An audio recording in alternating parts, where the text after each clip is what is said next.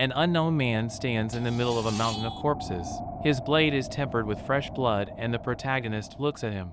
She thinks about what is now. This man is a complete stranger to her. He shakes off drops of blood, his face is covered with scarlet color, and the heroine thinks that he is like a ravenous animal enjoying the hunt, but even covered with blood he is beautiful. He's a real killer. If he wanted to, he could easily kill her with a single swing of his katana. There's some rustling around her, and apparently someone discovered her? Although I guess we're off to a bad start. How about we go back to the beginning of the story and start over? Let's do it! Neneko, our protagonist, to reveal the fame and place of a professional assassin from a rival company, she became his girlfriend. The assassin himself arrives and kisses her on the forehead. He apologizes for being late and greets her with the fake name Ritian. She is happy to see him back and congratulates him by saying, and also his fake name Mikum. Mi is a guy, an elite assassin from a rival organization. She asks him if it's easy being a strong guard and if anything dangerous has happened today. He tells her it's a secret, without giving away his emotion. She complains that he has secrets all around him and says she wants to know more about him. She thinks that today is definitely her day and that she's going to succeed today. He beckons her over. He hugs Sachi and says that she herself is a mystery. He then says that he knows her real name is Sato Neneko and that she is a spy. He restrains her hands, and he puts her down. He says it won't hurt. She asks when he found out she was spying on him, whereupon he says he's known about it for a long time, since the beginning. She thinks he's going to abuse her and kill her. She tries to escape, but he pulls her back, saying that resistance is futile, and tells her to surrender, whereupon she passes out. In the morning, she wakes up in his arms and immediately pushes him away. He strokes her head and tells her it is morning and calls her into the living room. He asks her if she will have coffee, whereupon he replies that yes, she will have coffee with 2 spoons of sugar. She doesn't realize if she dreamed that he exposed her, after which the hero comes very close to her while she's drinking coffee and tells her that she's a big fan of sweets, while calling her Neneko. She realizes that he called her by her real name and thinks about him killing her. He takes a knife and tells her to come over, after which he makes her a nice breakfast. The heroine thinks it's all delicious. The heroine doesn't realize. If this assassin recognized the fact that she was a spy, why did he sets it all up, after which he makes delicious French toast. She thinks about how this is just the perfect mercenary guy. She tells him that she didn't know he was such a great cook. Calls him by name, but he says his name Mekuin is an alias. She tells him that they would make a great couple of non-existent people. He agrees with her. She really liked the toast because it is so airy and sweet. She talks about how it's a favorite treat of silly girls. She tells him that it was all a lie, and all the preparatory information was of no use to her at all. The hero changes her tone to serious and says that she will most likely still have the opportunity to use it in the future. She says that defeats are not forgiven her, she has no family, and her only raison d'etre is espionage. And if she fails the mission, she'll go back to her own and they'll just get rid of her. Spies have no future. She tells him that in order to be slim, she's been on a strict diet and also tried to learn how to cook, but never got anywhere. And he cooks so good. She thinks about it and realizes he's going to kill her anyway and tells him so. She says she's going to enjoy this deliciousness to the fullest. She's eating her dessert and she's even annoyed by it. We are shown a beautiful frame. After which he walks up to her, takes her hand and asks her if she will marry him. He says he wants her to be his wife. He kisses her hand and proposes to her. She doesn't understand what he said and she just gets hysterical.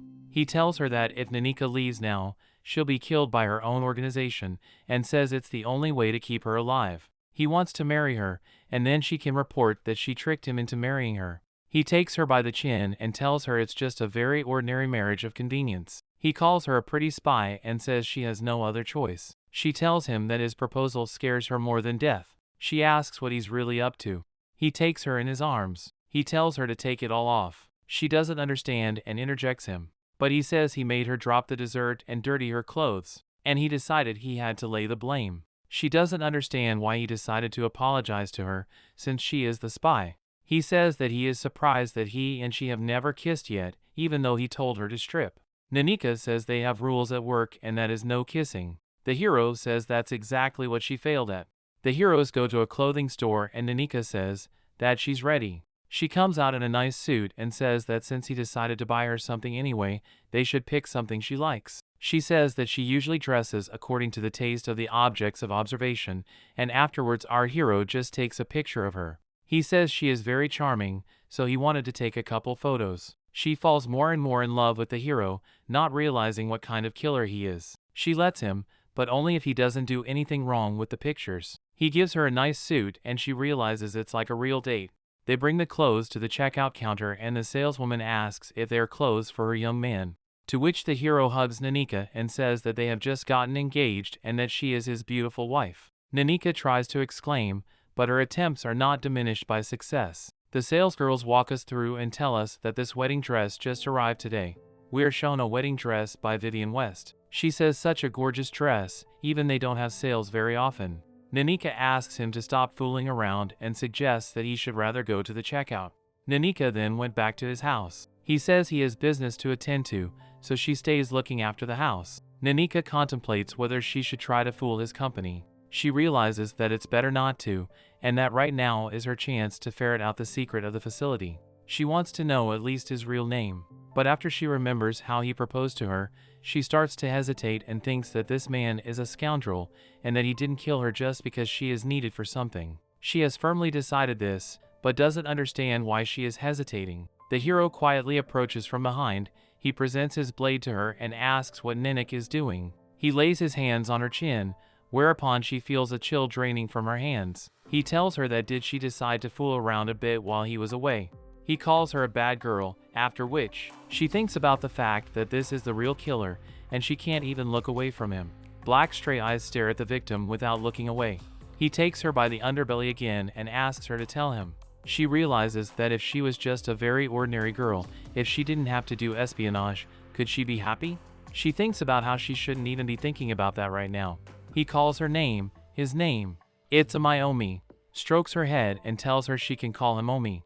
Afterward, he explains that it's spelled with the hieroglyphics for sweet. She tells him that he should have killed her and he gave her his own name. But he says he wasn't thinking of killing her. Since she's going to be his wife, she can keep spying. He says she's probably not happy about it, after which he lets her talk about her merits. She says his hands were so icy that she was already thinking of dying. But the hero says his hands are icy all the time, and she calls it a strange trait of a killer. She takes his hand and says she's worried about him. Afterward, she says he should eat something to keep warm. He takes her hand and puts it to his face. He says that she is very kind and that her hands are as warm as Pluto's. He says he wants to give her something. After that, he gives her that dress. The events shift to the wedding of the two heroes already. Neneko tells the assassin that he is totally unpredictable and he asks from Liang's face to his. Neneko says that she doesn't trust him and that they are enemies even though they have made a marriage contract. She says that this wedding dress is not the kind of clothes a spy can afford. Afterward, she asks if it's all that important. She thinks about the fact that she has admired Cinderella since she was a child. She was forced into the espionage business. She approaches the hero and the hero takes her by the chin. She thinks about what's possible. He sets it all up just to make fun of her, but she kisses him on the lips, after which she listens to compliments in her direction. He tells her that if she looks at him like that, he'll really be willing to do anything. Afterward, he says that even when he was dating Ryushin, he actually loved the real Neneko. He talks about how he loved to watch her eat, even though he knew she was on a diet, loved to watch her cook coals. And when she brought dinner to the pre-prepared organization, she had an oodles of expression on her face. Even though she was doing everything for the task, he decided to get to know the real her better. He tells her that he wants very badly to pamper her and be a bit of a pest, but she punches him in the face, whereupon he picks her up and tells her that he has caught the lovely Cinderella. And we are told that this is how the most sweet and extremely dangerous story of a marriage between a spy and an assassin began. Our hero proposes to Neneko to live together and says that since they are husband and wife, he says she married him, but until he found out she was a spy, they never even tried to spend the night together. He tells her that she stayed once, but then she just passed out, after which the hero says that jokes should be put aside, and that she should understand that if they do not live together, there will be trouble, because a spy who married the object of surveillance, but does not live with him, her organization will understand everything in no time, and afterwards in a joint life is full of advantages. He tells her that it will be easier for her to spy on him and easier for him to protect her from her enemies. He tells her that she has no other choice. She thinks about the fact that she needs to retake the initiative, after which she decides to find his weaknesses. She sets out to spy on him and puts on her long-range goggles. All she's learned is that he stood in line for a long time today for limited edition candy. She wonders if he really likes sweets or if he's using them as bait for murder.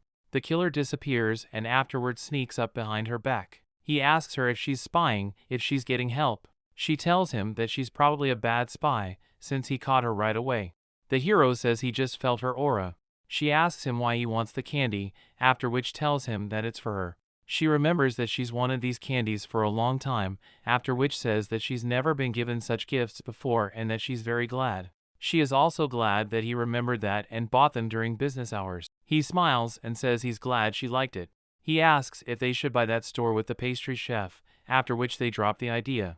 He asks Neneko if she would be interested in seeing where he works. He tells her that he wants to show off his beautiful wife to his colleagues, then takes her hand and leads her somewhere. She realizes that his colleagues, if they find out that she is a spy, they will just kill her. Afterwards she thinks about the fact that no, she is a professional and she needs this to gather information. They come to the assassin's lair, and after that our hero greets the boss. He introduces his wife to his colleagues, and one asks to come closer so he can look at her face. The heroine is already in fear. She thinks she will be drowned in the sea, but afterwards the murderer's colleague smiles and says that she is a beautiful lady, just as he imagined. They congratulate the newlyweds, and Neneko gets into the atmosphere. One of his colleagues asks how an assassin managed to marry such a beautiful woman. He asks who she works for and she says she works in an office, but that's just a legend. He looks at her and says that an assassin and an office lady is too suspicious, then puts a gun to her flask. He asks if she's a spy, but our hero comes over to a defenseless lady and pull a gun. He won't stand for it. He says they dare not even lay a finger on her or touch his wife. Afterwards, he asks if she was scared and apologizes for leaving her alone. She realizes that he is acting the same way he always does, and she was just confused by the unusual situation. The murderer's friend says he was just kidding and that they don't get visitors very often. They ask what their first night was like, but the hero replies that they haven't had her yet. But she doesn't understand what he means yet and tries to run away. But the hero chases her off. He tells her not to take offense at her boss, because he can sometimes say something inappropriate. It starts to rain, and the hero shelters her under his coat. He tells her that they need to find a place to wait out the rain and they'll have dinner there at the same time. She says that she was going back to her place today. When she got home, she went straight to the bathroom. She reflects on the fact that if they have an arranged marriage, then there won't even be a first night. She wants to think of some excuse. She puts down the sonnet and goes home.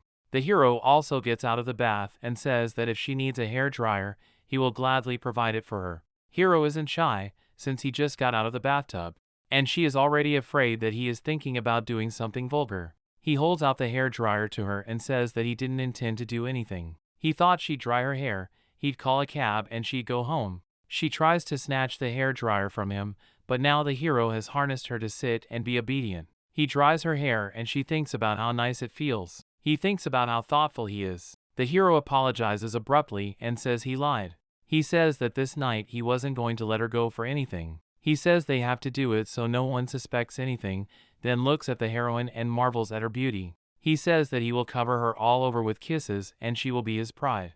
The hero is overheating. He says she's really cute and that he decided to play a little prank on her. He says she looked like an outdoor kitten. He hugs her and apologizes for playing a prank on her. He says they'll do it when time passes, and that he will enjoy her. She says he acts like a huge doggy. The hero asks what breed, to which she replies that he's probably a Doberman, since he's focused on work and he's black too.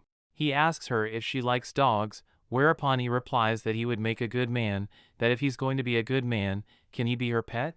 The characters are having fun and the hero says he wants to live with her, wants to fall asleep and all that romantic bling. He says that ordinary days become more varied with her, because this is their true love. He says he wants to do all sorts of favors for her in the morning, after which she finally breaks down and says they can live together. She says it's only because they'll be able to fulfill the prenup, and spying will be easier for her too, and also the hero is a very good cook. She goes to her room to go to bed, but the hero says that if she gets lonely, she can always come to him. Morning comes and our hero has already cooked all sorts of goodies for breakfast. She tells him that it must be very difficult to cook such a breakfast in the morning. After that, The hero says good morning to her. Someone knocks on the door and then some guy comes in who is met by Neneko. He calls her a spy and asks her what she is up to. He tells her that he doesn't know if she's a con artist or a spy, but on her first day with the subject, Neneko was suddenly put in a dangerous situation. Neneko asks who it is, and the hero replies that it's one scary guy from work and that he came to observe them. Neneko realizes that they're probably still suspicious of them, and she tells the hero that. But the hero says it's probably unlikely. He invites her to keep him company on the mission. He asks if he counts on her. He says she'll get plenty of chances to spy on him, whereupon she lights up and says she'll help him with everything. The strange guy says he'll keep an eye on them all day. But the hero says it's his wife and he has nothing to worry about. Neneko reflects on being on a mission, that they immediately suspected her and even sent a special man. Even so, she thinks it's useful, because the subject has extremely important information, and it's a great chance to see his company in a body. They arrive at some kind of party, and she asks the hero what it is. The hero explains that they were invited to watch the order, just in case. She says that he bought her such an expensive dress and that she will pay him back. And the hero tells her not to worry about it. He tells her that this dress highlights her beautiful back and hair color and white skin wonderfully. He tells her that she looks especially beautiful in it, and that he's glad she came with him. Explains to her that he only bought her the dress because he wanted to see her in it. The weird guy asks her why she's so uptight, since they're married, but the assassin only laughs. Neneko says she's done spying. If they don't act like husband and wife, something terrible will happen. The hero asks her to trust him. Afterward, he asks Nanak to see how many different goodies there are. He holds out a brownie to her and starts feeding her. A lot of cute moments ensue. Neneko gets dirty, and the hero wipes her off. Neneko reflects on the fact that he probably forgot that they are under surveillance, and he's being overprotective of her, as usual. He strokes her cheek, and she says she won't do that when it's just the two of them. That weird guy says they're married, and she's playing innocent. She says that's how they always act. She offers him something to drink, using flirtatious tactics. The heroine has been paying a lot of attention to this strange guy, and she thinks about how tired she is, and that in such a situation she doesn't care about spying anymore, and that she just wants to be in silence. Suddenly, our hero comes up from behind and says that she was looking at that guy the whole time and she didn't even turn to him. The heroine notices that he is upset, he is very jealous and hugs her from behind. He tells her that they are married after all and that she should have paid more attention to him because he couldn't all evening to look away from her. He hugs her and tells her not to look at other men and that she should only look at him. Suddenly the light disappears, and the hero realizes that something terrible is beginning. He shelters her from the shards that are flying at them. And suddenly, that strange guy comes and says that they are raging there and asks the hero to get to work. The hero hides our Neneko safely and says he has to get to work. The weird guy throws him a katana and they decide to get to work. Neneko, meanwhile, reflects on the fact that she's scared to even take a breath. She realizes that it was most likely another company that attacked. She thinks about what kind of relationship they have with the object company. She looks out the window and realizes that she can scout the situation from here. It's a chance to spy. She is excited that this is the first time he will fight in front of her. She believes in him and realizes that he will probably turn everyone into cabbages. He's standing in the middle of a pile of bodies. She realizes that he now looks like a complete stranger to her. He, wiping the blood from his face, looks like a ravenous animal enjoying the hunt.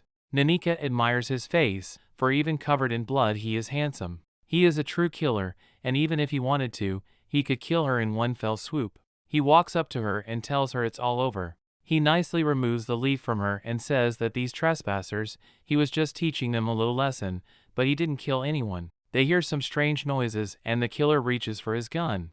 Apparently he didn't finish him off. The hero covers Neneko from the bullet, and she just doesn't believe it. The hero quickly pulls out a gun and kills her back. She tries to start apologizing, but he just takes her cheek and asks if she's hurt. He tells her that she doesn't have to worry about him. He sends her home and tells her that it seems like they didn't understand the lesson. Neneko is concerned for the hero, saying where is he going with such a wound, after all he has to go with her. She says she should stay and treat his wound. But, the hero says that if she comes back, he'll feel better that way. He closes the door and asks her to just come back. She drives home in deep thought. She thinks about the fact that his wound looked pretty deep. But their marriage is a sham. If he dies, she'll just get a new quest. She says she's a spy and she doesn't care. But as she starts to cry, she says she cares a lot about this man. She works for a hostile company, but he protected her. Alone, he could have easily dodged it, but he saved her. She thinks about what she will do if he doesn't come back. He asked her with that look on his face, but all she has to do is wait. She didn't even thank him for saving her. She is hoping for him to come back. She's already pulled up to their shared house, and she sees the guy under the umbrella. She talks about how glad she is that he came back before her and is getting ready to ask how his job is, but then the weird guy turns around. He says she's finally alone, and holds a gun to her. She says that because of this meltdown, Amai is distracted and he can kill her, but if she tells him everything, he will keep her alive. They arrive at the apartment and Neneko is caught in the clutches of the rubbing man. She thinks about how there's no reason to keep her at Amai's house, and he's also acting completely at ease. He's probably not even going to tie her up. She asks why Mr. Wipeout is doing all this, and he says he's going to get rid of both of them. He says that the woman leaking information about the organization to the side is a nuisance, and her spy and Amai, whom she's seduced, should both be killed. She tries to say she's not a spy, but the warden says he's been observing their strange behavior all day today. And his intuition tells him the same thing. He says that if she confesses, he won't kill her. He asks what organization she's from and why she's chasing Amai, but if she keeps quiet, he'll kill her right now. She worries and says should she betray the man who protected her at the risk of her own life. Suddenly, the killer comes home and says he's back. Mr. Warden decides that Amai must be finished off now before he lets his guard down. Neneko starts yelling for Maya to run, whereupon Najarassel pats his shoulder, welcoming him into the house. He hugs her and says here he is. Najarassel taps her on the head and says something that he's not family. She asks the bully if he wasn't going to kill him and why he's hitting him in the head when he's hurt. And Maya hugs Neneko and says it's all normal. He says it's Tsukuyo needing. He asked him to protect her if something happens. Neneko complains that he threatened them with death, after which Sod says that it's not true, he was only joking. But he says that she has not confessed to anything, although he said that he would spare her if she confessed to being a spy. The hero says he's already told him that she's just an ordinary lady, his sweet wife. He hugs her, but Neneko pulls him away abruptly. She realizes that she pushed him away right in front of the rubbing man.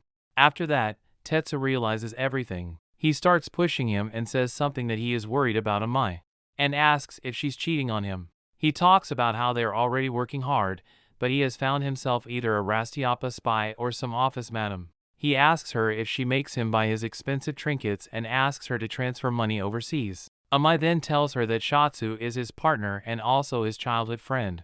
Amai then explains that he's on the scene and Shuzo is in charge of remote support for Neneko. He realizes this killer friend was just afraid that she was tricking his partner, so he decided to play a trick on her. The partner says that if he loses it, it will be very bad. His performance will drop and he'll lose his bonus. He says that the hero is a man with a wide soul, and therefore can even go towards someone he shouldn't. He says that he is so kind that he can let her stay by his side, even knowing what is on the spy behind him. The two remember that our hero is wounded and want to call a doctor, to which the friend replies that he's leaving today, but he suspects her anyway. He throws them a package and says goodbye. When they open the package, they see that it contains congratulations on the wedding. The hero thinks that Neneko and the guy will become friends. Neneko bandages the protagonist's wound, and the hero explains that he and his partner are good friends. The hero moves closer and closer to Neneko, and then whispers in her ear that he is only affectionate with her. The hero pulls her against his chest and she thanks him for protecting her. She apologizes for getting shot, to which he replies not to worry. These things can happen sometimes. Neneko is sad, and the hero asks her not to make such a sad face. And he says something that if she gives him a big hug, it will be the best reward in the world for him, and he'll feel better right away. Nika starts to run away and the hero says he's only joking. She reaches out to him and says just this once and never again. He says something that if she's in the front, he'll feel much better. They embrace. He asks her to put her hands behind his head, and then he rests his hand on her breast. He asks if she wants to reward him, since he may never recover. He rests his head on the pads and enjoys the moment. He says that a man can die even when he is happy. He calls her very sweet and strokes her behind her ear. She thinks about her spy being fondled by an assassin who doesn't even have a spark of light in his eyes. The hero asks for sure about the who, what in that situation when she shouted run. What did she mean to do by that? Did she really want to save the hero? After all, she could have confessed to spying and saved herself, but she remained silent. But Neneko says she just panicked a little, but didn't try to save him at all. Hiro says what she needs to get back to work, because if she presses his wound, he answers any question she asks. Hiro is weak now, and he can't fight back. She can ask anything that interests her organization. He asks her to spring into action, but she apologizes to him. She tells him that she's been through too much today and she can't even think about spinach. She tells that in her organization she is just a minority and in every case someone came to replace her. Everyone was only trying to protect themselves, but now for the first time she saw what a hero was trying to get a hold of her. She hugs him and asks him not to die from the wound, because he is her object. She thinks it's the doctor. She runs to the door, but the hero catches up with her from behind. He puts his arm around her and tells her she has no idea how much he loves her. He says it's not a fair reception, saying such nice words. Neneko stabs him and says that everyone needs to take care of his wound soon. The hero shuts up and says that the picky boss never once tried to save Neneko. Neneko asks how he knows him, since the organization only told them that it should find out the origin and fame of the hero's place. She asks why they are after him and asks them to please answer, but the hero shuts her mouth with his passionate kiss. He offers to make her a deal. He says even though it's not fair, but since there's no other way to get what she wants, he agrees. He tells her that he will tell her his secret, but in return, Neneko will do whatever he wants that night. Neneko realizes that this is a great chance to get the information, but what exactly will he do with it? The hero starts kissing her. She objects, but can't resist. He asks her to kiss him more passionately, but she just yells poo. She doesn't want to kiss, so he starts groping her. He admires her body and says it's perfect, to which Neneko replies that she is not interested in his impressions. Neneko says his hands are cold, and the hero asks to warm his hands with her body. He asks to be called Omi, since she called Setsu by his name even though she first met him. Neneko thinks he is too jealous, to which the hero replies that if she overdoes it, her sweet voice will be heard by the neighbors, or he'd better open the door for everyone to see.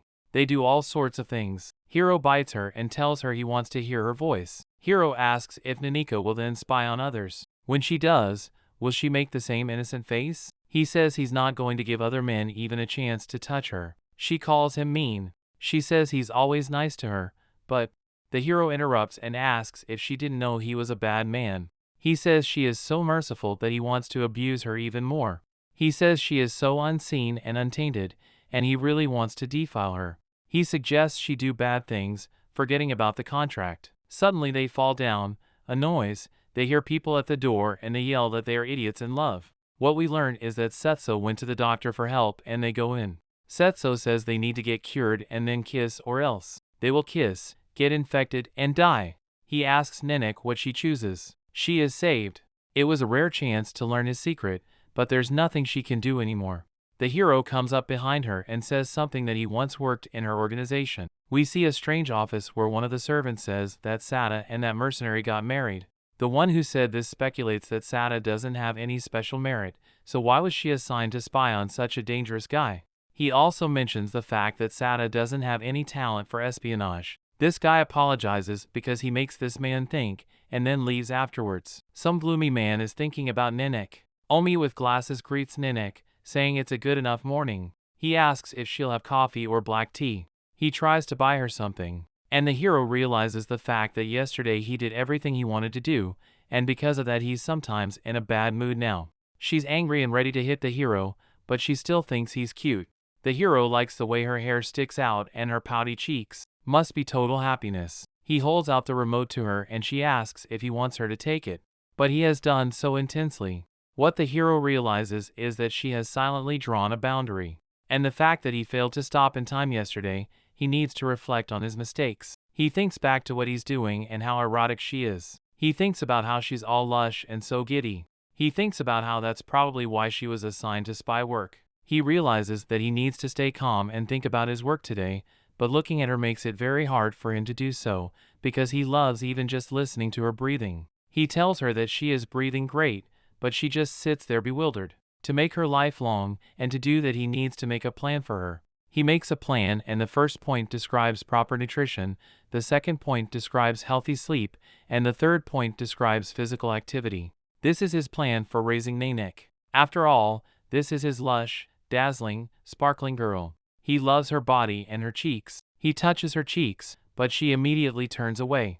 He thinks to himself that she probably doesn't get mad, she hates him. After that he just apologizes to her. She says it's okay, she was just scared, but the hero realizes what he did wrong yesterday. She is like going somewhere and thinks about the fact that most likely today it will rain, because she hurriedly left and therefore forgot the umbrella. He is already contemplating the purchase, but our hero comes up behind her with an umbrella and tells her that he has found her. He thinks that he must have decided to stop her from reporting to her boss, but he only hands her the umbrella. He tells her that the umbrella goes well with her pretty face. She asks, did he really come here just for that? To what does he reply?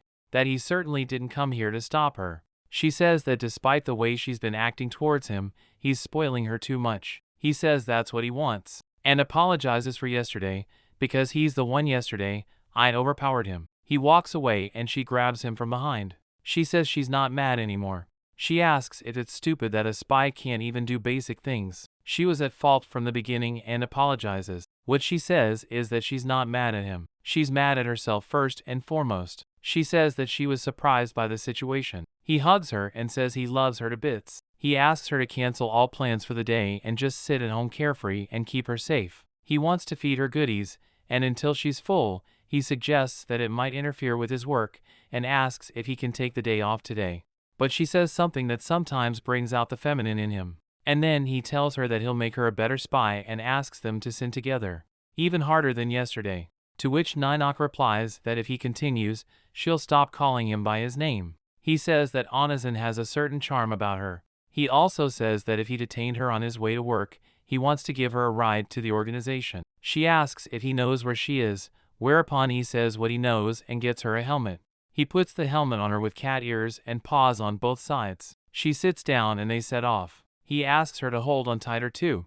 They arrive at the organization and the chief with a huge scar on his eye says something that she has successfully married the target.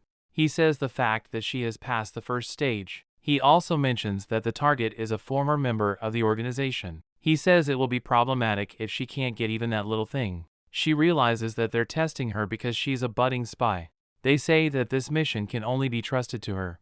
The man in charge says that this man is extremely dangerous and not worth going on a lead emotionally. He gives her 2 tickets and tells her to go on their honeymoon and get busy.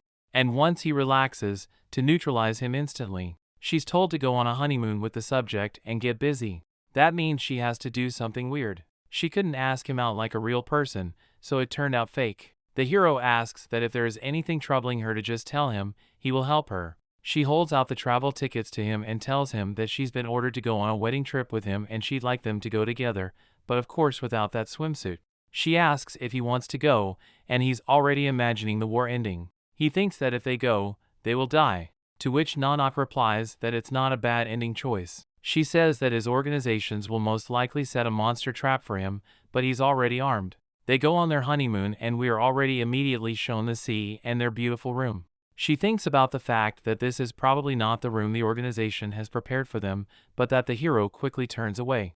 He was so excited to go on the trip with her that he secretly upgraded everything to top notch. She sort of thanks him, since it's the first time she's ever lived in such a posh room. The husband's happy, and there's the pool. He asks her to go to the pool. He just wants to see her in a nice bathing suit.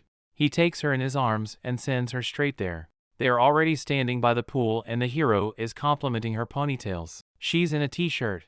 And apparently she's embarrassed to take it off and show everyone her swimsuit. She takes off her shirt and the swimsuit is revealed.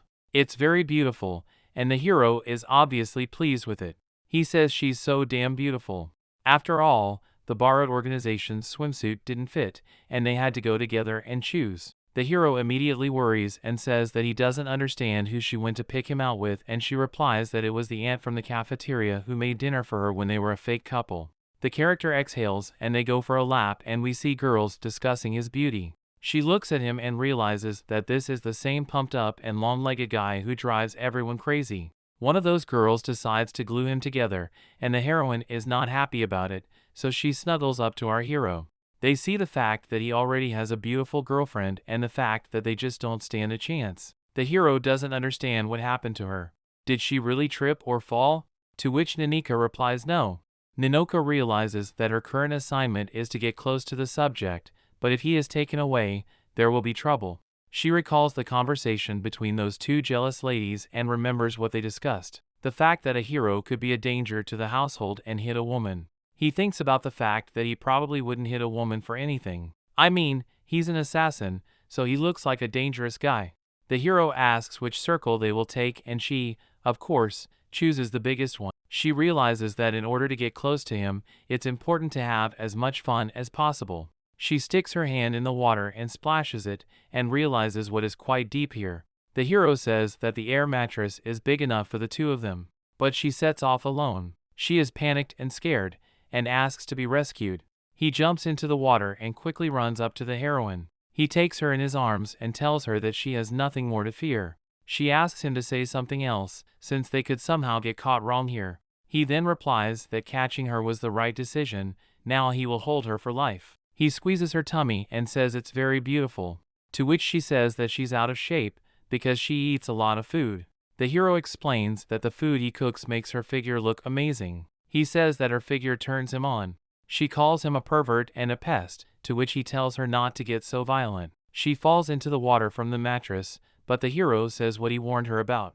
She blames him, and he hugs her. He says something about how he's raising her so hard to eat her, and lifts her up in his arms. She tells him to stop biting, to which he says he's bad, so he's going to squeeze her some more. She pushes him away and says something about not eating his food anymore. But he says something about how he planned to make sushi with premium Japanese beef. But she decides to boycott after the sushi. She orders flamingo juice, since so many people here drink it.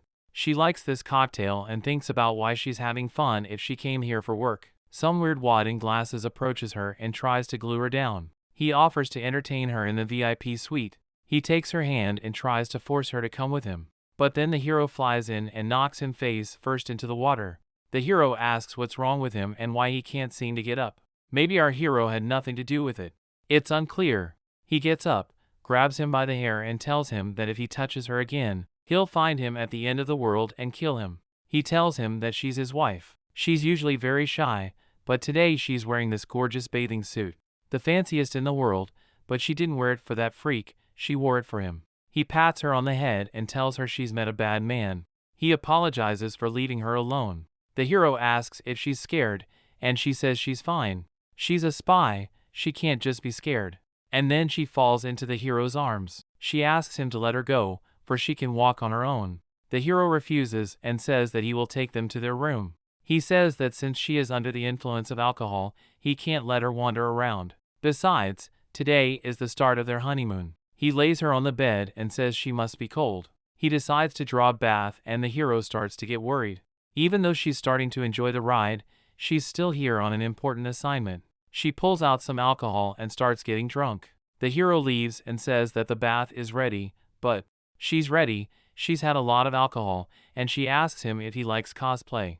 And the power of alcohol has transformed on Neneko. This is the end of the first part. But if you want to see part 2 as soon as possible, let's get 500 likes, and also write in the comments the secret word, Neneko, so I know you've seen the end. By the way, what do you think of this manga? Personally, I really liked it, so I hope you enjoyed this video and get active. That's all for now, see you later and bye bye.